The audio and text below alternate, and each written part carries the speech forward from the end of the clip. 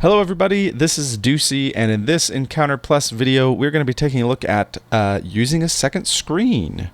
There's a lot of different ways we can use a second screen in EncounterPlus to share information with our players. We can show images, we can put up text, we can of course run the map from it. So we're going to go ahead and walk through those right now. Now the second screen option, if you go under settings, this is external screen in-app purchase, so that's a one-time purchase. That is something that you do need to buy. There's a lot EncounterPlus does without having to buy anything, but if you want to push this out to a second screen, there's an in-app purchase to do that. Of course, if you are a subscriber, you get both the battle map and the external screen stuff automatically. All right, so once you've got that going, you can click on this little screen button up here, and now these options will be unlocked. And if you're on an iOS device, it's going to have an option for you to click here to choose what device you want to share to. So you can AirPlay to an Apple TV, or you can get apps on your computer that you can AirPlay to your computer, like Air Server, I think is what one of them's called, or 5K video player.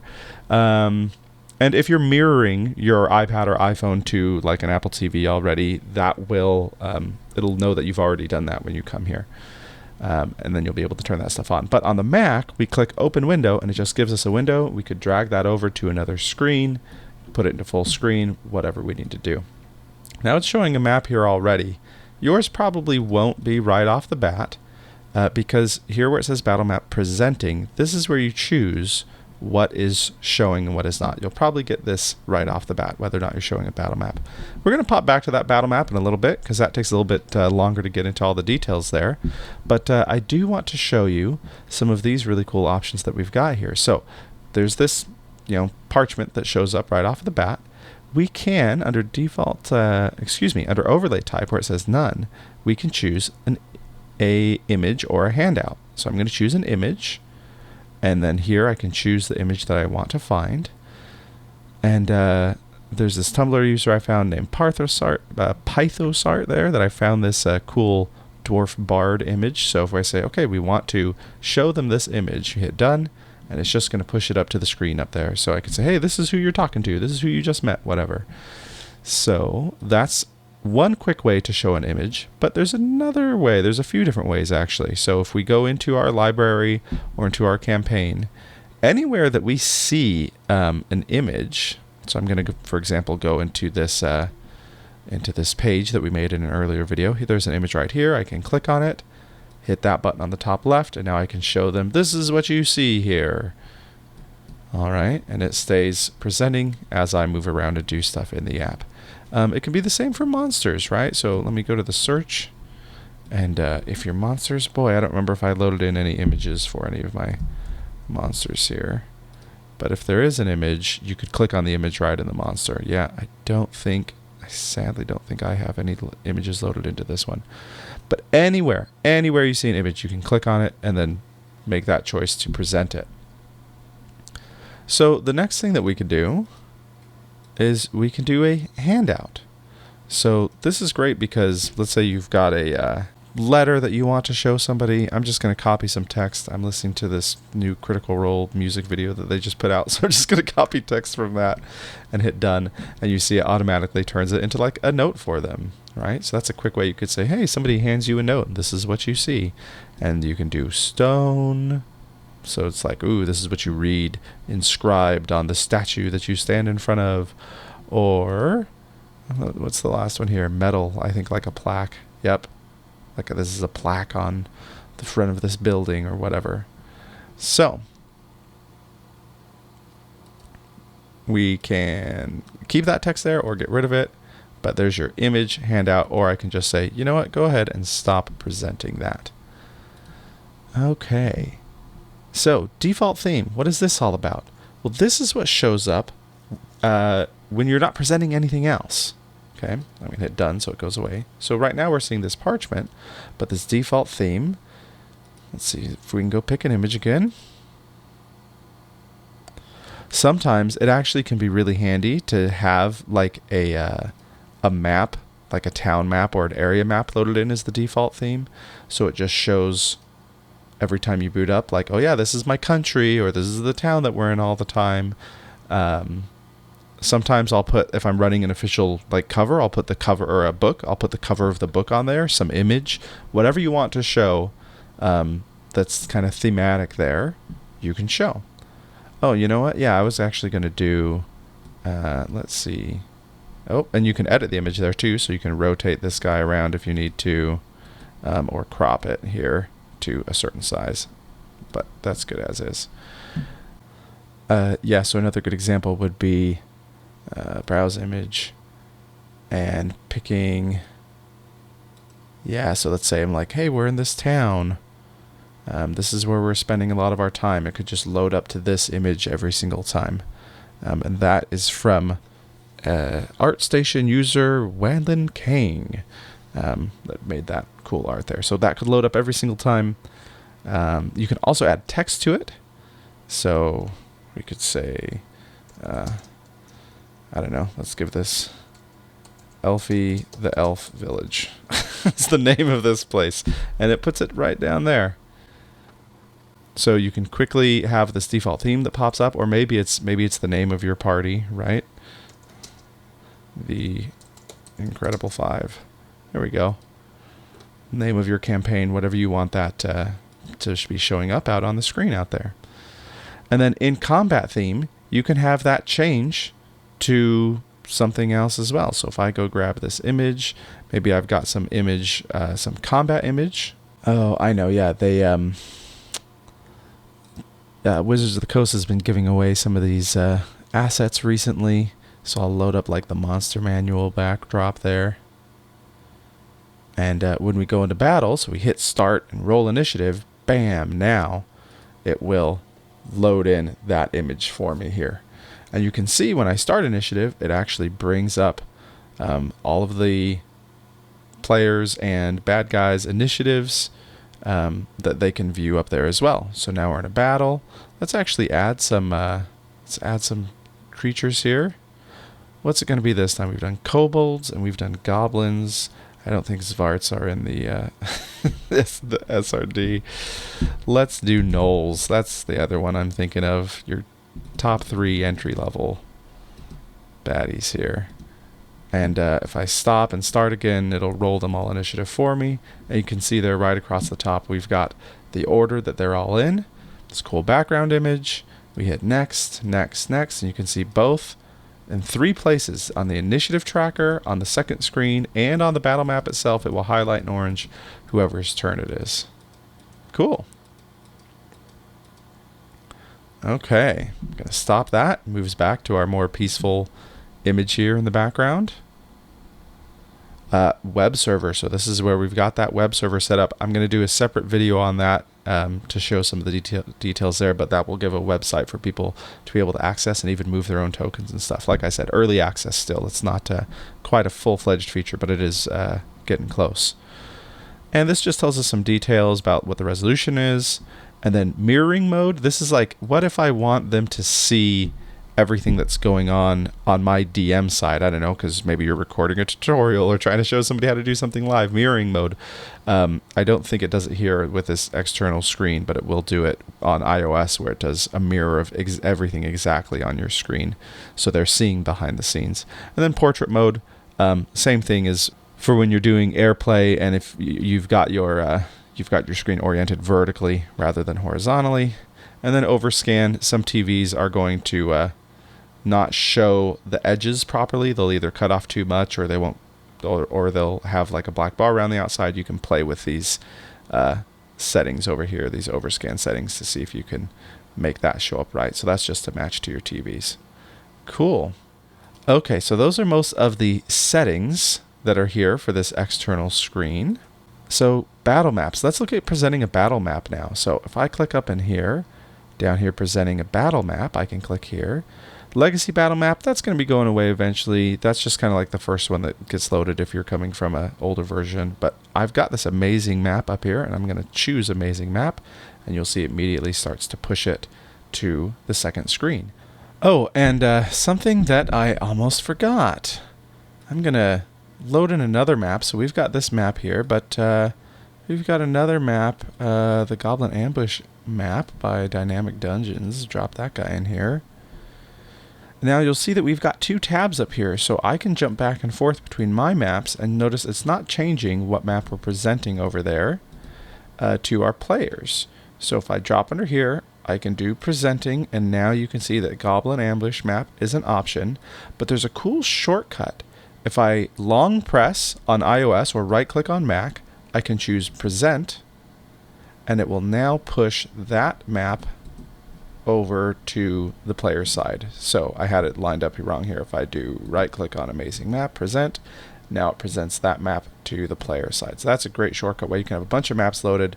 I often have several maps loaded of kind of country, town, and then maybe even encounter map all at the same time, and I'll jump between them, maybe multiple encounter maps, and be able to present back and forth that way. So that's a great shortcut to know.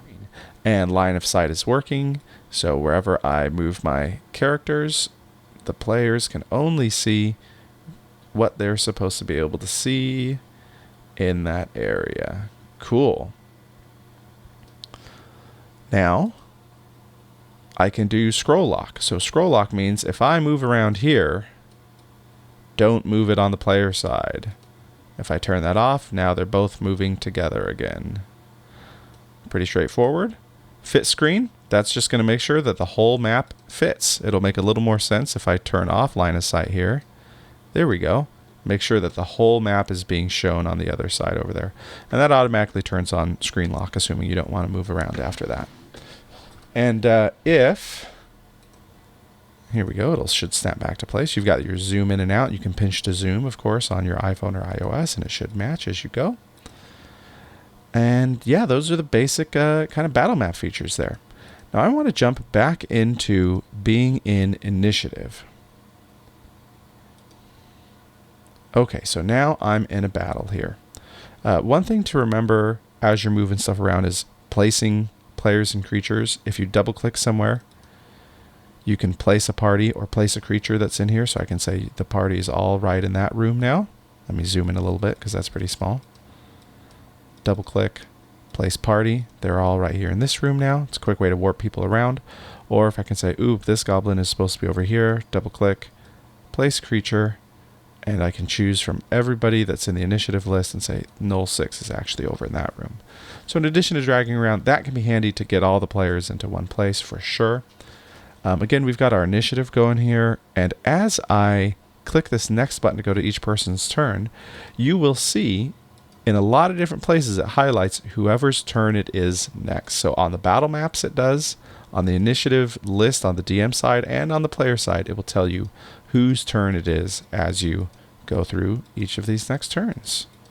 Now, right now, while I'm running this battle, if I click this button, actually I'm going to stop this encounter, and I reset this encounter, you're going to see that all the baddies go away, but the good guys stay here. But this is a little tip that I think is really helpful when you're running battles this way.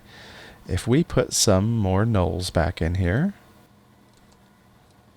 let's say one of these gnolls is a, okay, we've got some gnolls here, and let's say the players don't know that the gnolls are there yet. Well, notice these gnolls are not visible on the player side on the left over here yet. They're only visible on the DM side, and that is because they do not have an initiative.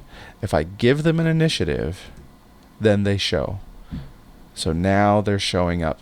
Now I'm outside of battle. If I start battle and I say later, these other ones still remain hidden, so maybe they don't see them. And then suddenly they're visible. I can type an initiative. Oh, and I always forget that you can hit roll right there, that little roll button in the calculator, and it will roll the initiative for you instead of having to type it in. Now I could make it so that these guys are just plain hidden. So let's say number 3 over here uses the hide action. I can swipe on number 3 and make them hidden, and then they disappear from them. So they can be hidden when they have an initiative, but this initiative is super handy so that if another encounter joins in, they don't have to show until you go ahead and roll that initiative. So I'm going to stop and start so that it will ask me to roll initiative for everybody. So now we all have initiative, but number 3 is still hidden. Cool. To get that quick damage, I'm just clicking on it and clicking on it again, and you can quickly add damage to these guys. It takes 5 points of damage. Cool. If I click on it and then I click on the stats up here, it'll take me straight to their stat block where I can start to roll by clicking on them There. So those are a couple of shortcuts you can use with these tokens, especially when you've got a lot of different combatants. That does make it go faster to be able to just click on the one that got hit and type it in instead of have to find them up in the list here. Now let's say that this null was actually an NPC that's guiding them through, being a spy against the other nulls. Well, we might, when we reset this encounter, we don't want them to disappear with all the other nulls. So we can edit that token and we can set them to be friendly. There we go.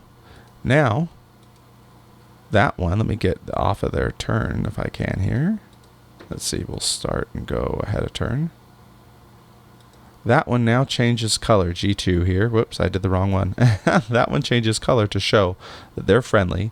And when you reset the encounter, they will stay with the party. So that setting them to friendly by swiping over is super handy.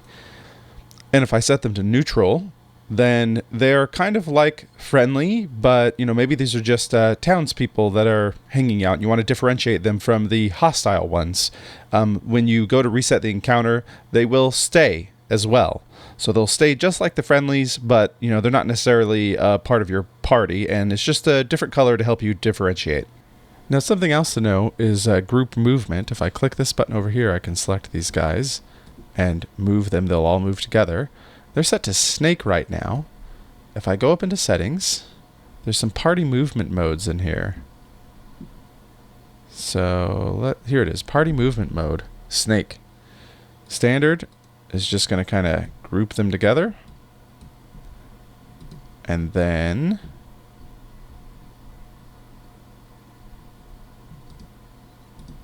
group.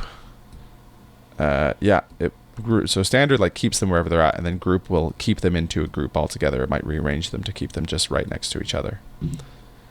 So those are some movement modes. I'm going to switch back to snake. That's my favorite. And there's a couple other options while we're here. Visible tokens all. You could hide, you could say just show the players and don't show any monsters. Why would you want to do that? Well, I've run this on a TV with a table. So let's add some more nulls back in here.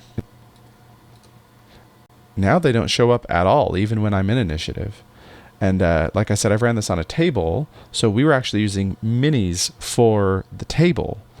So I didn't want the monsters to show up, but the reason why I still wanted the players to show up, even though they had minis as well, is so that their line of sight would work. So I would just kind of move these around wherever the players are moving, and that way they had line of sight, but they didn't need to worry about where the monsters were because we were using tokens for those, or minis for those. You could do the opposite of that. You can